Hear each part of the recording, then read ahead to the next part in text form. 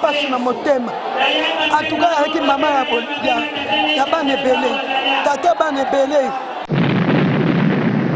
Alors eza moko ya perte nanu ya famille pe perte ya quartier Kasenda.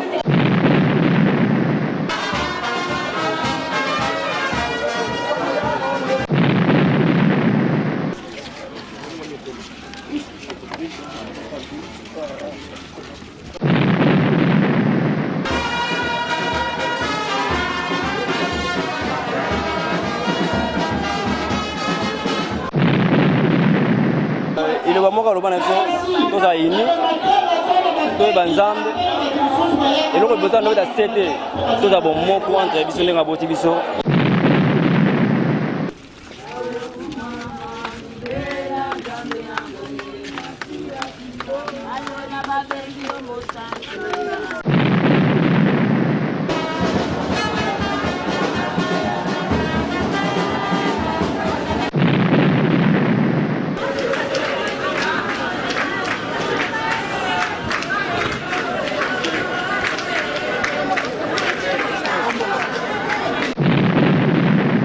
On a frère na biso o akufi mère na biso o yebika ne balobaki bolamu pour la rater moto asaka bolamu bazongisa bolamu.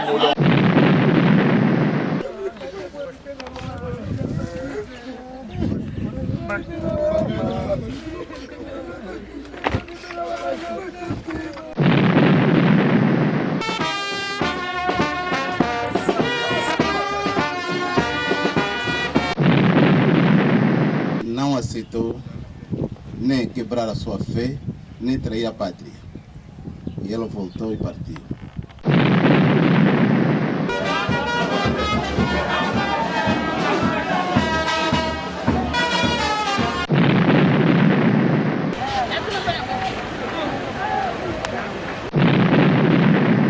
Mama malata, za mama moto bekala, bona mawa, kodiro maemba ngala mwana nga.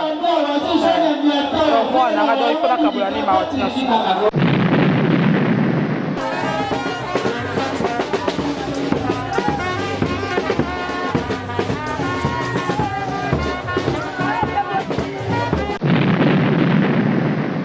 Que ele foi preparar o lugar, ele disse que depois de acabar de preparar o lugar, ele virá outra vez.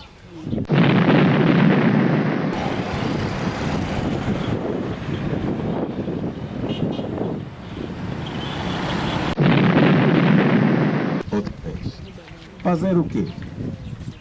Ele só virá buscar todos aqueles que estão preparados.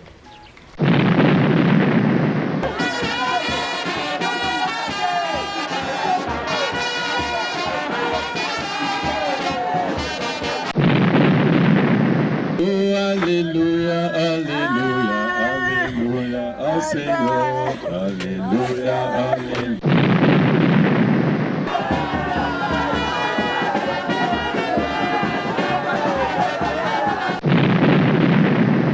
Sango ya mawa, pourquoi? Parce que o akufi aza maman o ya biso. En parlant de maman ya biso, aza maman moninga ndenge na koli.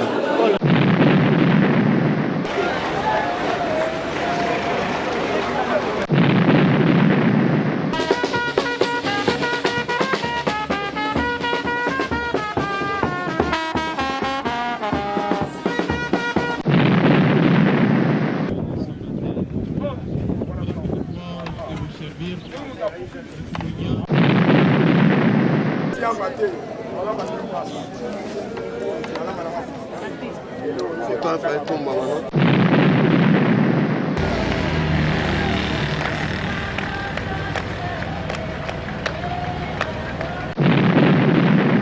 vamos ler aqui, é uma promessa.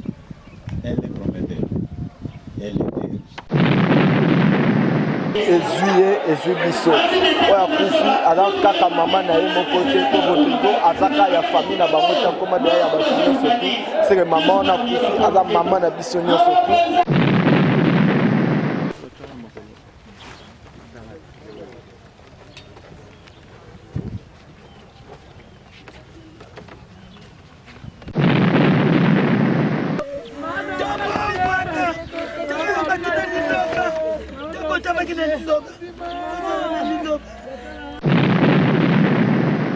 Guerreira, humilde, que deixa 4 filhos e 12 netos.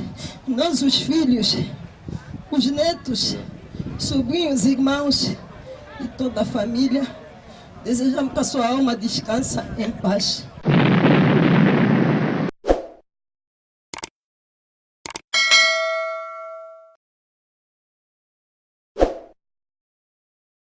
Bon tardi, très cher internaute, lumière d'Angola babi, retour toujours Kati à Luanda Awa.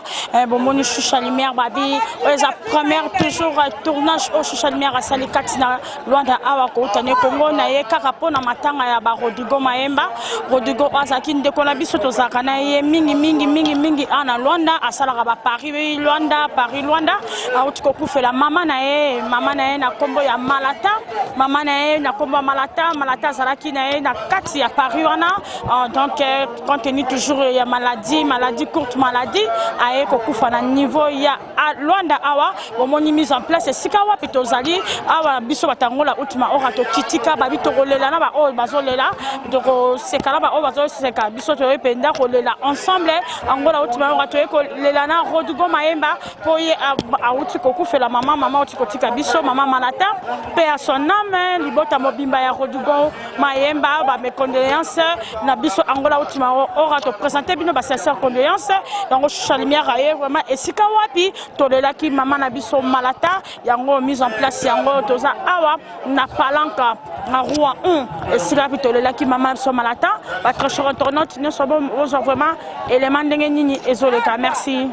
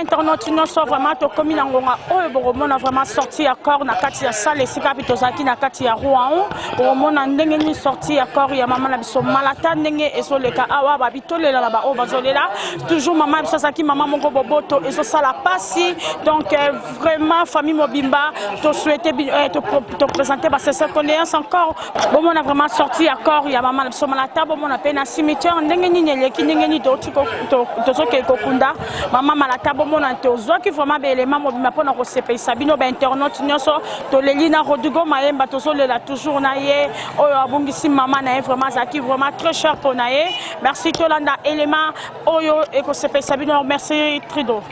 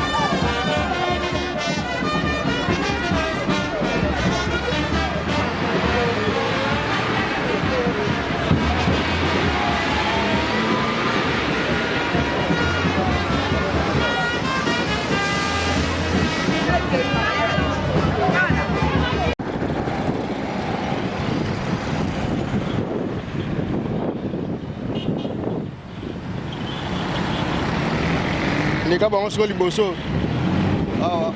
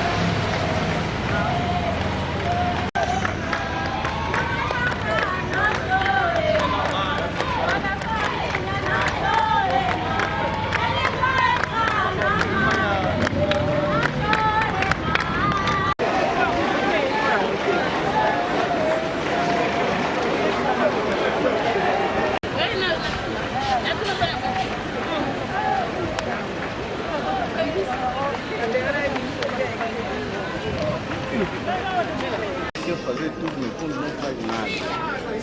Deixa não.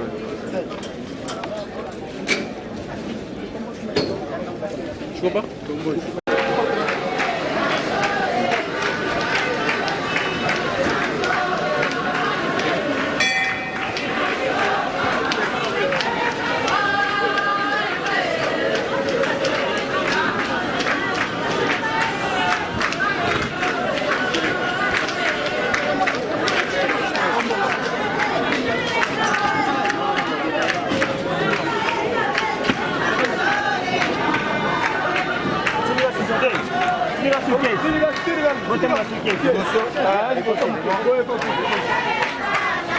Aqui na casa. Aqui.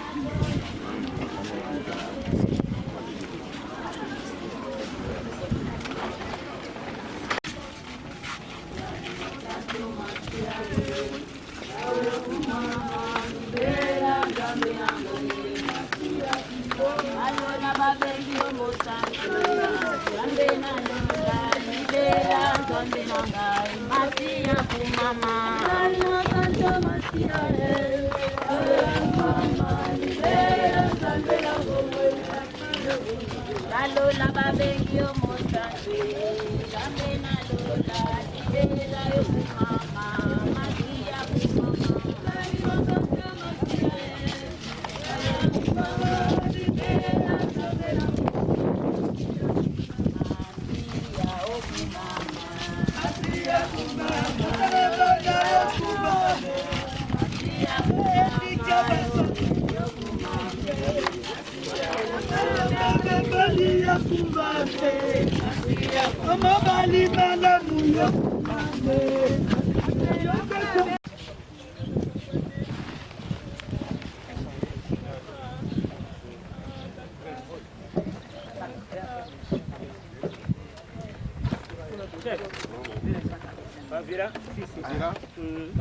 Cabeça aqui, para virar? Não, vira. Vire, cabeça deve estar nesse lado.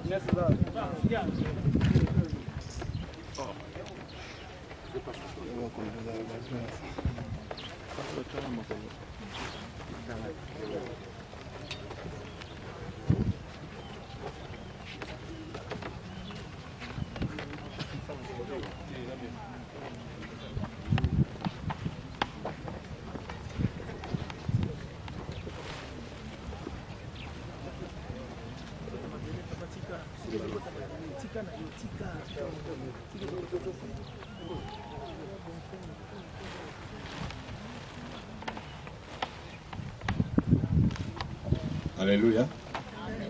Aleluia. Ok, antes de tudo, demos aí o tempo à família. Se tem algo aí para dizer, família. Bom dia a todos. Primeiro queremos agradecer a Deus. E, na verdade, a nossa estadia aqui não é estranha para todos. A palavra nos confirma que nós depois viemos, depois voltaremos. Eu estou falando em nome da família, parte paterna. E dizer que a minha filha, Malatá, a minha evangelista, ela partiu para a eternidade.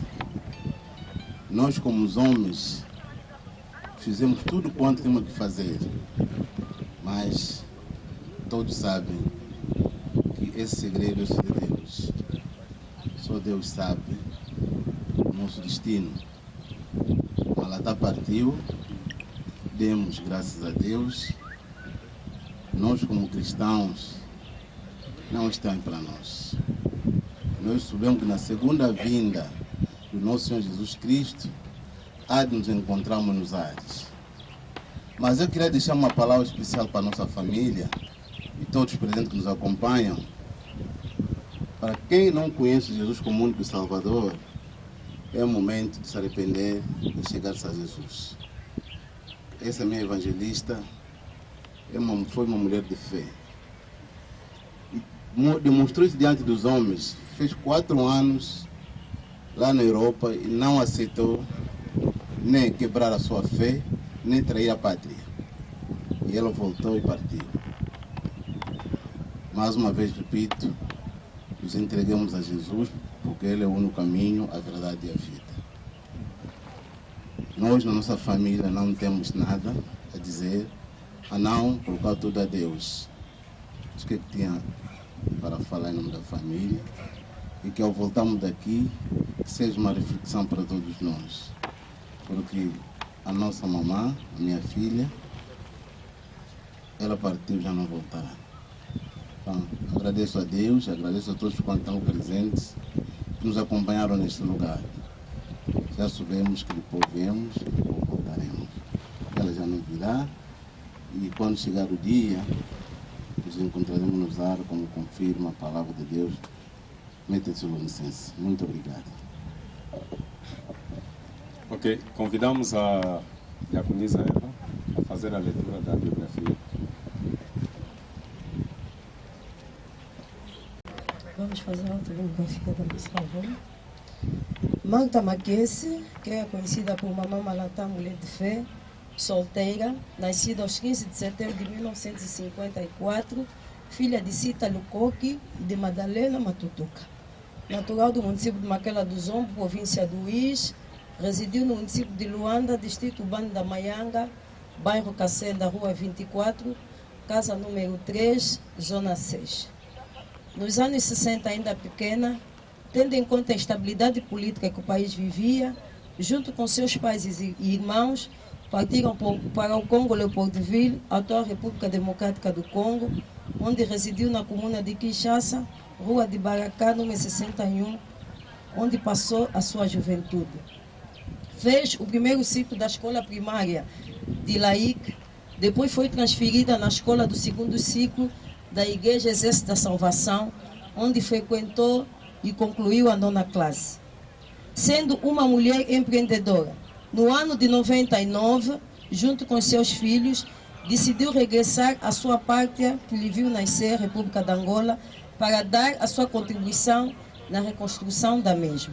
Foi membro da Igreja Combate Espiritual, onde exerceu várias funções na Sociedade das Senhoras, tendo conhecido outras realidades, mulher de fé, passou a frequentar a Igreja Assembleia de Deus Pentecostal, Centro Cristo Rei, pertencente ao Ministério Genezaré, como membro efetivo. Participou em várias atividades que eram promovidas pela Igreja, grande conselhadora, principalmente dos jovens. Mamãe Malatá, mulher de fé, como é chamada, foi uma mulher empreendedora. Neste período, dedicou-se mais ao comércio autossustentável e à venda retalho.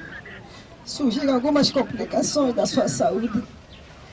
E os 4 rapazes, em conjunto com a família, decidiu embarcar em França no ano de 2016 para realizar o tratamento médico medicamentoso, onde permaneceu 4 anos. Ao longo do tratamento, foi-lhe diagnosticado um carcinoma no fígado, que já com metástase, situação que veio agravar nos últimos meses. Os médicos assistentes decidiram que ela regressasse à República de Angola, que aconteceu no dia 5 de dezembro de 2019, tendo ficado internada no Instituto Angolano de Controle de Câncer, onde permaneceu durante 48 horas, tendo partido da eternidade no dia 13 de janeiro de 2020, pelas 23 horas. Marta Maquese, que é conhecida por Mamãe Malatá, mulher de fé, foi de trato fácil, guerreira, humilde, que deixa 4 filhos e 12 netos. Nós, os filhos, os netos, sobrinhos, irmãos e toda a família, desejamos que a sua alma descanse em paz. Feita em Luanda, 22 de janeiro de 2020, pela família. Alô. O evangelista Nelson vai fazer uma oração. Sim, alô. Oremos. Pai, te damos graças porque o Senhor é Deus.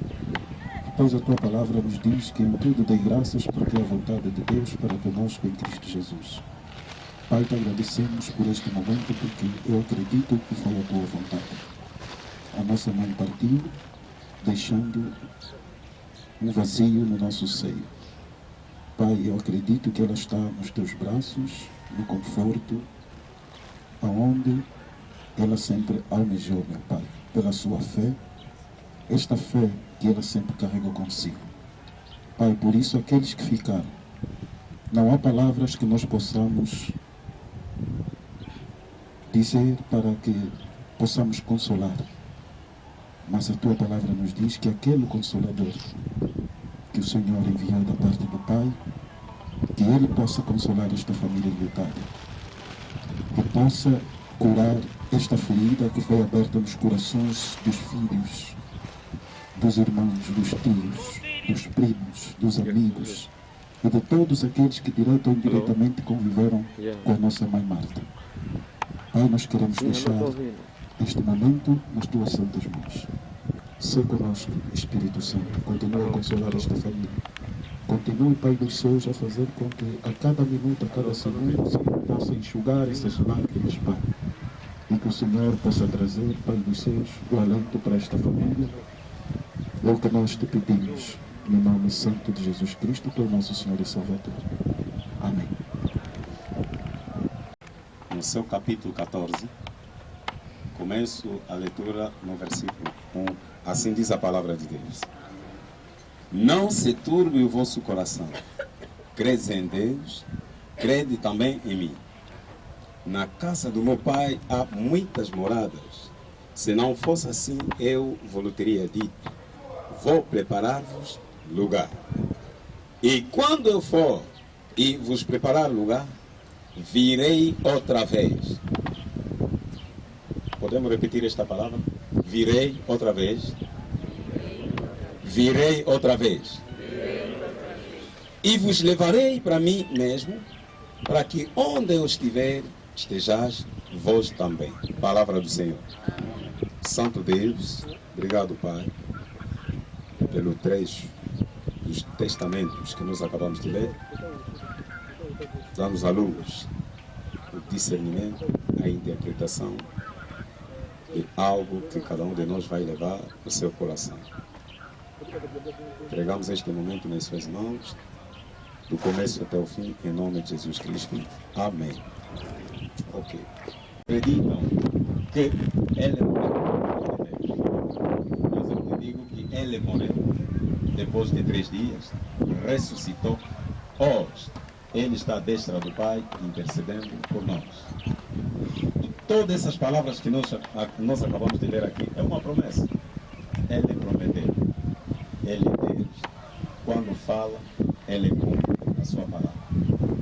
Foi preparar um lugar. Temos tantos lugares aqui que estamos a preparar. Há pessoas que estão a subir 3, 4, 5, 6 andares, 10 andares. Há pessoas que estão a acabar, estão a descer. Porque é minha morada, é minha casa. É. Mas eu te digo que alguém foi preparar um lugar para ti, onde tu não vai pagar nada. Que foi preparado para ti.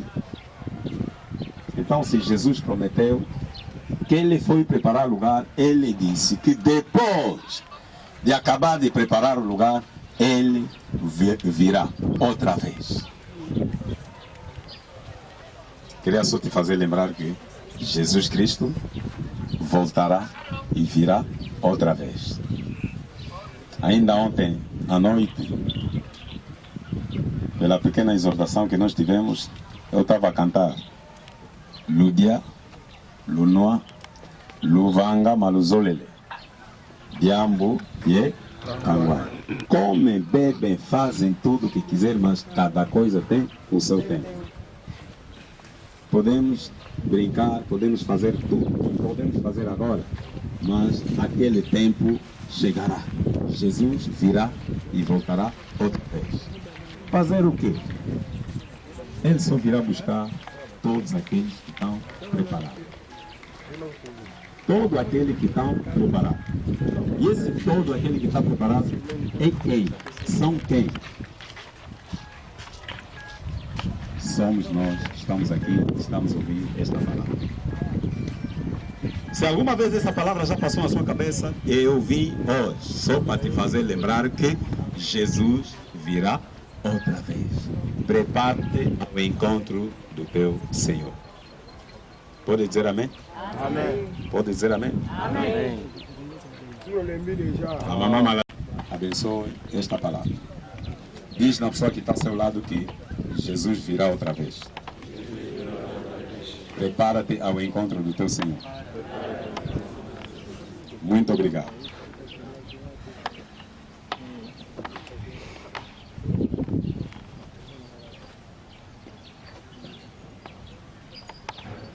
O grande amor de meu Jesus, por mim morrendo sobre a cruz, da perdição para me salvar.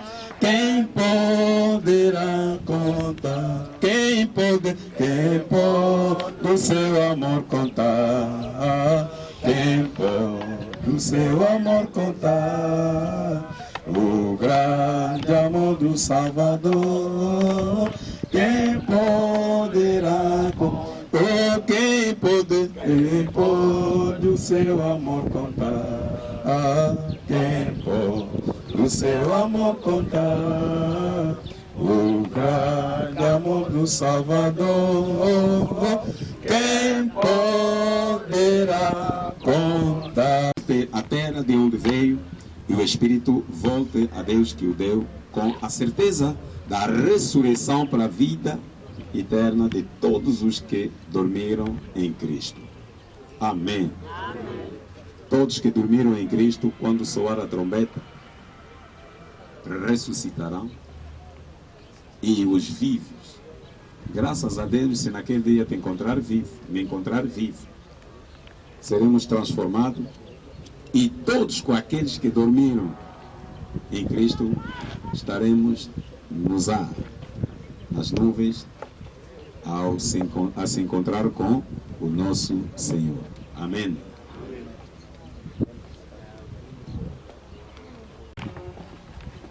Os daquele lado pegam, os deste lado pegam, vira a fotografia.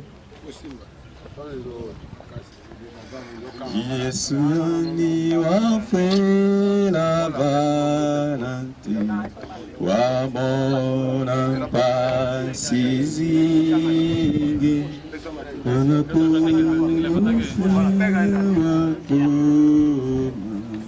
katena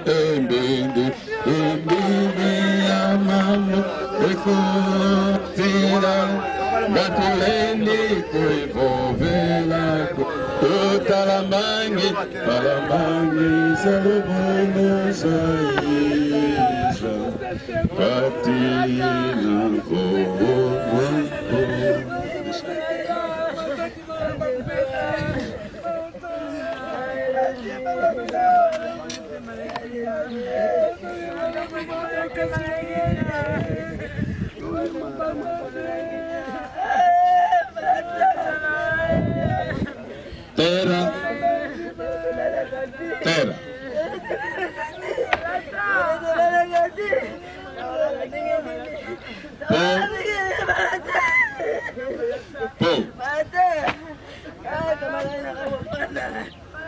Cinza.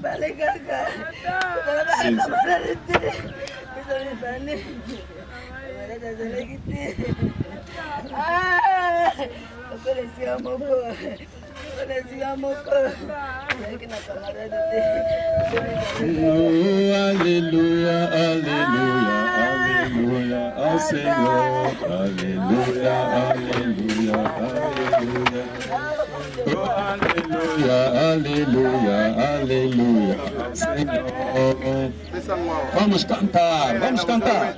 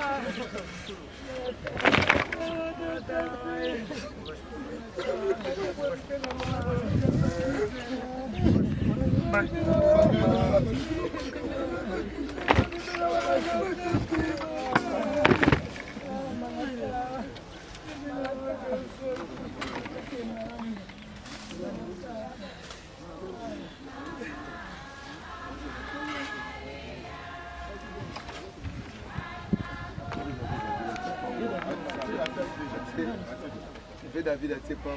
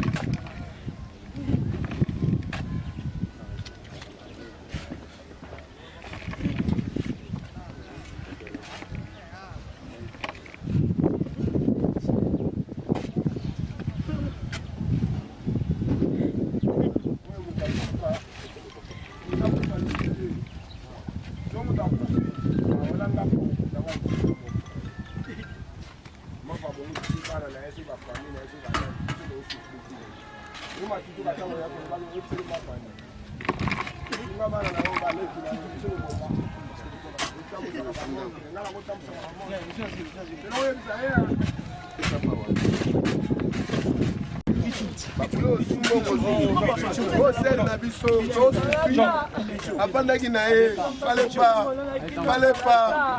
Oya na biso, oseka biso. Apandaki na ye, botika na mukolo na ye, bo mema na poto. Kama mbulu biso,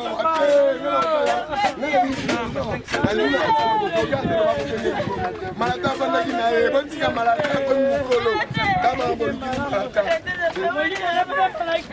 Na mone malata, aho. Na mone malata kwa mlo mama malata poli. Malata zo malata zo.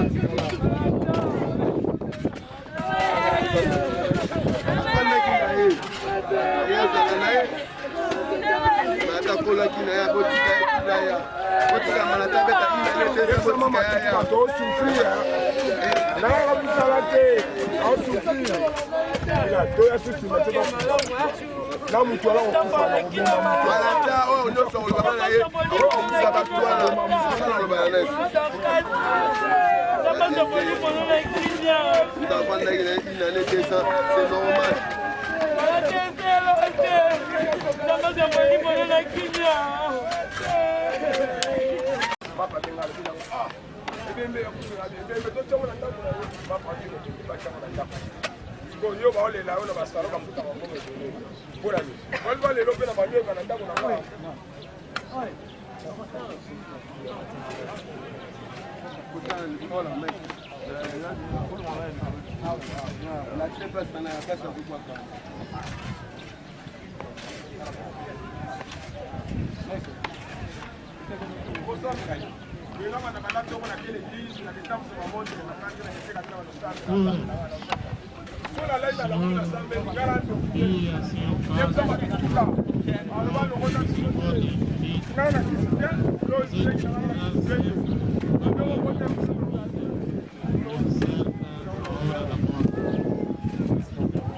Vosso Espírito Santo, veja os nossos passos, para que vivamos em santidade e justiça todos os dias da nossa peregrinação na terra, para que de bom eu vos servir e comunhão com a vossa igreja.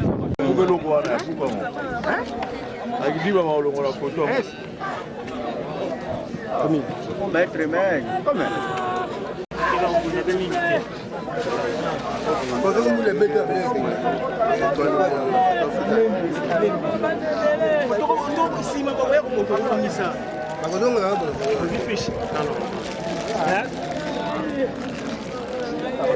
Vamos orar. Santo Rei,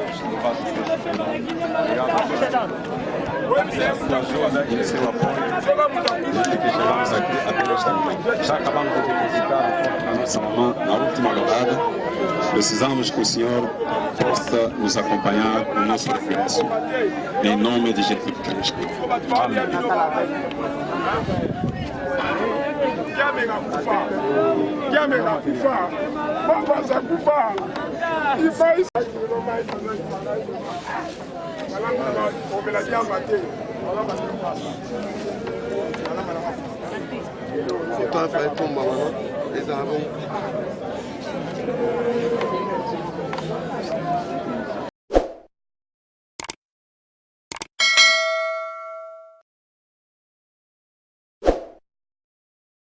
Merci, nous sommes de retour. Merci, ingénieur Bravo. Merci, Naba Onyo Sobalina Rachoucha Lumière d'Angola.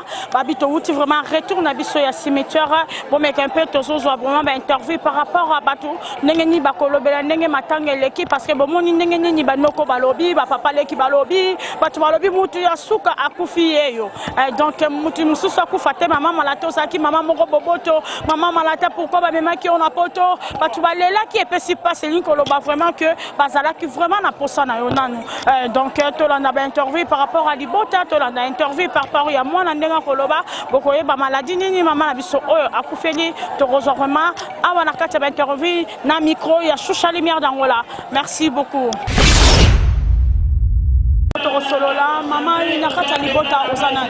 Nana, moi, Libota. Moi, Libota, maman, malade. Le bani, le rôle que le ban la famille, parce que nous avons la Libota. En tout cas, on remercie Nzambe na biso liboso.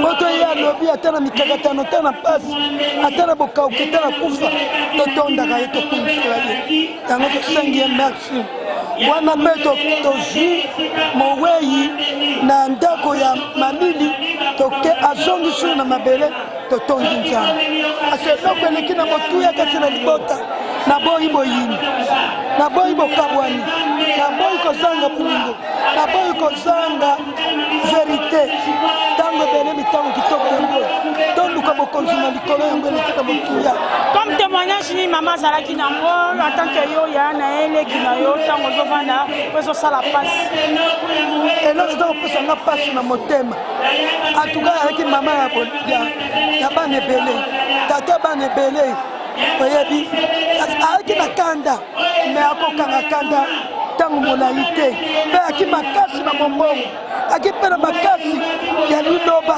kokanga bajeune dans 21 jours donc nakosepela mingi donc tika nzambe azwa lokumu merci. Merci beaucoup, merci maman Poto. On continue toujours, on est là avec le grand frère de Rodigo, Babi Bakufeli Maman, donc Basana Oazaki Mwana, Nakacha Libota Oza 4e. Naza na 4e. 4e ya mwana maman Malata. Bilo bezali nini par rapport ya maman Nekati Biso. Ya, eza passe pour na biso bana ndo tikali. Mais to kumisi nzambe azo lokumu na mamuzi eleki. Ya ngolo ya nzambe ekusami ya liwa nzela batu.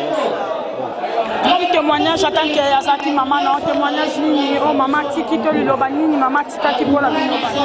Ya, il va moka loba na so to za ini to banzambe. Et le besoin de la CT, to za bon moko entre biso lenga boti biso to banzambe. Abi le le kinzambe déjà te. Merci beaucoup, merci. Un mot de remerciement à Ono Sobazarati, ensemble d'équipe. Ya, na pesi merci na bandeko nyonso balandi biso. Oyo basiko ota musika, basiko kuma kati sika oyo. Na pesi bon merci. Nazo batoni pa nzambe mo muteli malamu, bandeko sa poto oyo ba image oyo. Nzambe zo lokumu mo muteli malamu na poto na Congo. Ya, c'est ça moi. OK, merci beaucoup, merci beaucoup. Grand frère vraiment Babi, le grand frère Yoana Abi mama tikela biso alobito za la cabo moko ini to za na losambo o ezaki primordial mama tika ki pona libota yango wana atiki malobebele tabe kaka losambo na bomoko tozo continuer car interview na libota ndenge za la Babi cerveau moteur Babi image ya solo avec ton cerveau moteur chroniqueur qui est derrière la caméra. On te dit merci. Nous avons continué à représenter ma sincère condoléance. Nous avons béni na ba DJ Lutona de Bayaki ka kolela na biso. Kolela na biso ezaka biso moko te na ba journaliste baye ba chroniqueur ba chroniqueuse bango nyonso baye kolela na Rodrigo Mayemba mpona kolakisa te azalaki moto ya bato momoni bino moko nondi premier toza na ye bagarson oyo bazolisa ye mingi na Angola babi journaliste oyo batumisaka na Angola nondi premier par rapport à présence na kati ya matanga awa eza merci beaucoup Choucha Lumière pour la parole pour permettre au Pessanga quand même micro na yo. Rodrigo Mayemba azali mécène et quand on dit mécène ça bato basoutenaka culture de quoi biso tolofaire par na kati ya culture asoutenaka mpe biso yango ezwi biso oyo akufi aza kaka mama na ye moko te to Rodrigo azaka ya famille na bango te nkoma deya ya bato nyonso tu seke mama wana akufi aza mama na biso nyonso tu yango toye kolela vraiment mama na biso epuis kosenga kaka molimo na ye epema na kimia kwa donc toye kosoutenir Rodrigo Mayemba présence na ngo eza vraiment mpona bongo okoloba na Rodrigo Mayemba ni ntango otala vraiment na mikoa Choucha Lumière dango la tala alobi nondi avait dit quelque chose pour moi okoloba nini courage à rejoindre biso orphelin. C'est vrai qu'il y a comme orphelin de mère, on a un orphelin de père, papa n'a pas kufa, mais n'a pas signé ça là. Tant que grand garçon, à faire courage, à faire la balai, ce qui est à s'affaiblir, bango peut s'affaiblir. Donc à la qui s'abango que et continue de tenir bon après de père et maman. Donc voilà, na monnaie de l'eau, c'est la passe maman n'a les bâtis au thé. Et l'on a c'est la passe ma casse. Bon, on s'en met comme ça va mettre Rodrigo, courage, on s'en mobile. On y a sorti, ils ont fait en part na katia la victoire en a 3 niveaux, donc on a atteint Rokotama, tant ya Kokola et puis tant ya Kokufa. Donc voilà, maman petit si ya mokano na ye, courage pas. Merci. Merci beaucoup, non du premier, merci beaucoup, cerveau moteur et pourquoi pas. Bravo, et on continue toujours notre interview. Voilà, DJ na biso ya mboka bazalaki lokola DJ Lutona Doye yo tosana vraiment apparemment sur place motard de Guédé. Motard moto na ngai. Numéro mboka. Présence sur la carte matanga na moni qui fait partie la te wana za frère na biso oya kuku mère na biso oyebikani balobaki bolamu ekolaka te moto asalaka bolamu bazongisaka kaka bolamu donc ana frère na biso tozalaka na ye ntango azwi problème po tomarke présence na biso esika azwi problème yango omoni présence na biso esiko tozali awa. Que tu peux dire à la famille et que tu peux dire aussi à Rodrigo Mayemba par rapport au ndenge oti obungisa mama nayebi ke kobungisa eloko motu ezalaka mpasi kota kaukaka mangu te ezwaka temps mais lelo naosengaka na famille bazala kimia nzambe apesa bango mpe kimia makambo to eleka pepele kwa oyo nga na koloba na part na ngai yango wana kwa yoyebi kaka. Merci beaucoup, merci Lutonadio, merci beaucoup à toi, merci Tozo Kotier Kara, Nene Zalara, merci.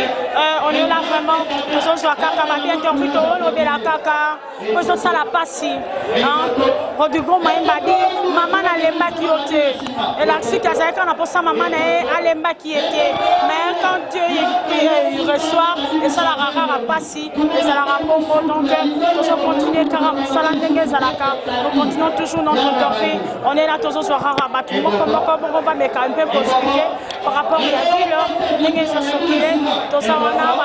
continue, tellement que ça file, on est là toujours avec Maman Sido, il est là vraiment Maman Sido, il n'y a pas de cas là, habitant, donc il y a des Rolanda partout, un votant de Maman Sido. Par du votant. Oui, dans les gars, ça m'a Rodrigo Mayemba, Maman Malata, Maman Montebekala, Bona Mawa, Rodrigo Mayemba, Nana Moananga.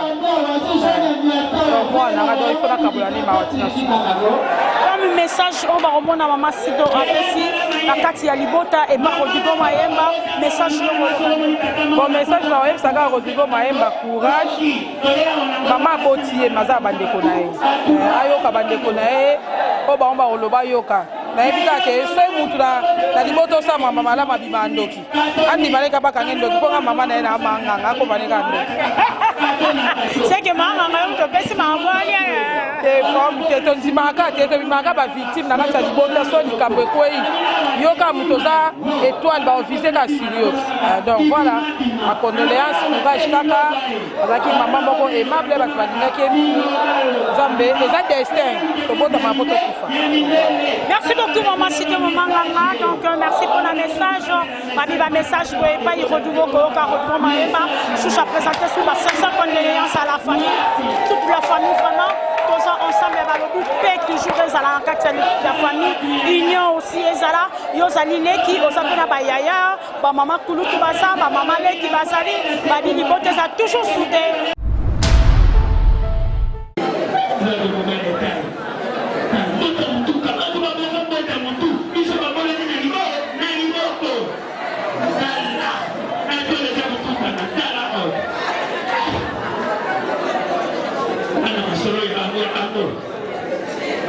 Je ne sais pas si vous pouvez savoir. Une délégation pour toi.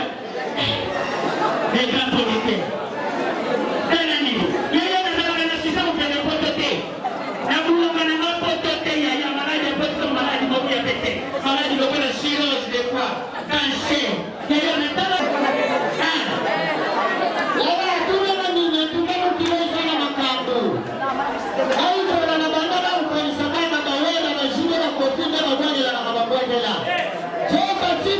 Merci beaucoup, trop cher retournateur, quand on a bâti du débit, entre le tout ça, on va vraiment toujours les lavements, et le monde a rendu comme Maïmba, ou et qu'on couche la maman et Manata, et bien on biso vraiment, Namboka, Angola précisément à Catalanda, tout ça, et Nakati, il y a matin à autre, mon collègue, bande de connaissances, pour la biso, et le monde, tout ça, le sénateur, Paul Tudelu, au petit carabiso, très azarana biso, au Rébi, à Rébi, tout ça, le producteur excellent, qui dérange la ville. On est là avec lui, en moteur de sénateur. Oui, shalom, shalom, shalom Angola. Vraiment, le ressentis sur le lieu, Zali Sangoya Mawa. Sangoya Mawa, pourquoi? Parce que Ouakoukaza maman ou Yabiso, en parlant de maman Yabiso, Aza maman, Moni Ngandenge na Poli. Parce que Moni, Mingbabi Rodrigo Maïmba Lelo, Rodrigo Maïmba chez moi, c'est un petit frère. Les qui n'ont pas donc au monde donc les sorties classe on passe la journée dans kunangai ti a voyagé qui va poto même première semaine à poto dans ensemble en Europe ti évolution na poto tu comme lelo famille mobimbeza famille mokoza soudé maman nangai na maman ya Rotugo baza ba camarade pe maman ya Rotugo aza membre église maman nangai ozomona donc vandi pena balabala moko na Kasenda. Alors, les amis qui ont perdu dans la famille, puis perdu il y a quartier Kasenda, il y a un moment que marquer présence de la bisoté na passion parce que il faut que la passe, nous allons que la passe. Kabule Sengo, nous allons Kabule Sengo. Mais au Islami, au Isali, moko ya perdu makasi, mais balobi que si ko ya kei bisoto okende. Et si ko bisoto tikali ya roya souté. Au besoin de tout na mokili et ça a un courage de continuer vie. Ce qui est vrai que à ce qui se préparer, monique les lots est ce qui a mission qui accompli. Tout ça qui a accompli pourquoi parce qu'à moni bako konae, à moni bano atangi si bakoli, le bakomi batu nene bakomi ko sana ba leta mbo kanabiso. Donc cela veut dire ce qu'avani penanzambe mission ça accompli. Atiki bana na pas cité, atiki bana na bien préparé na sengo. Donc pour nous, il s'agit que non, que son âme repose en paix. Ok, que tu peux dire à la famille et à Rodrigo Maïmba quand on a l'image, à Binon, Paolo de Konanga Yaya et à l'Obaki quelque chose pour moi. On a encore le Bakandi Nautiko, le Bango Kalamini, que Zaka que non, Zaka courage. On se retrouve tout à tous à la caca préparé, que vie est silité. Non, on fait ça caca. Oui, oui, oui, Naebi, JR, Azana Europe. Donc, ça a courage, quoi. Courage, la famille Mubimba, qui Nzambé a fait sa bonne force apesa bango encore plus d'intelligence et sagesse parce que moni tango maman zali maman oyo alakisaka biso nzela. Alors malgré tout kokola malgré tout koli malgré tout komi mais ba conseil est toujours important. Mais tu dis que ezala muta kei mais na ba conseil apesa tu etika lokala ba souffle mo na matoi na biso. Donc cela veut dire ba souffle wana au moment de na matoi ba nous en considération. Il y a des gens qui conseillé on maman pesa bon temps zaka vivant ba continuer na c'est le succès na bango et que le reste nzambe atikala kubatela bango nzamba za na bango. Et ça passe, mais passe dans mon toit à Koufeli. Mais tu peux avoir courage dans votre Maïmba, courage dans JR, courage dans Frémo Bimbaete, Nzambe Azana. Merci beaucoup le sénateur, merci encore à Yemoko Baïlo, mon confrère Baïlo, il est pas toujours ensemble, Babi Mopandi toujours, il y a le sénateur.